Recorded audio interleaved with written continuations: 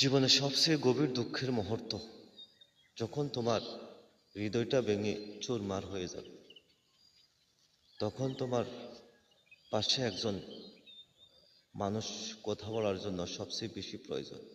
তখন তুমি পাশে কাউকে পাবে না, কেউ থাকবে না। ঠিক তেমনই তোমার কাছের মানুষটাও সেদিন কোনো না কোনো কাজে ব্যস্ত থাকবে। শুধু নিঃশব্দ অন্ধকার আর একাকিত্ব হবে তোমার একমাত্র সঙ্গী। জীবনটা এতটাই অনিশ্চিত, শেষ দেখা শেষ কথাটা কখন হবে এই জিনিসটা বুঝে ওঠার আগে মানুষ হাতের নাগালের বাইরে চলে যায়।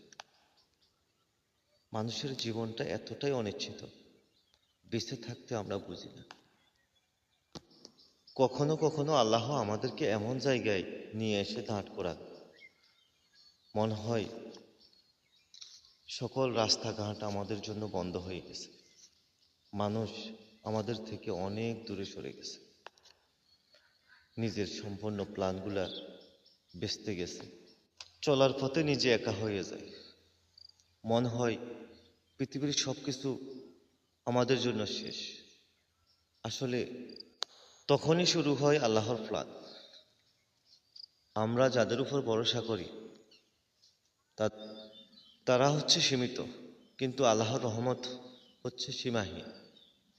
আমরা যেটাকে ভাবি ক্ষতি, আসলে আল্লাহ পাক আমাদের জন্য সেখানে লুকিয়ে রেখেছেন রহমত।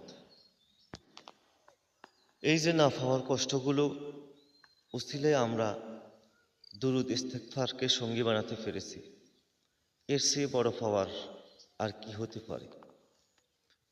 সবাই ভালো থাকবেন। আল্লাহ হাফেজ।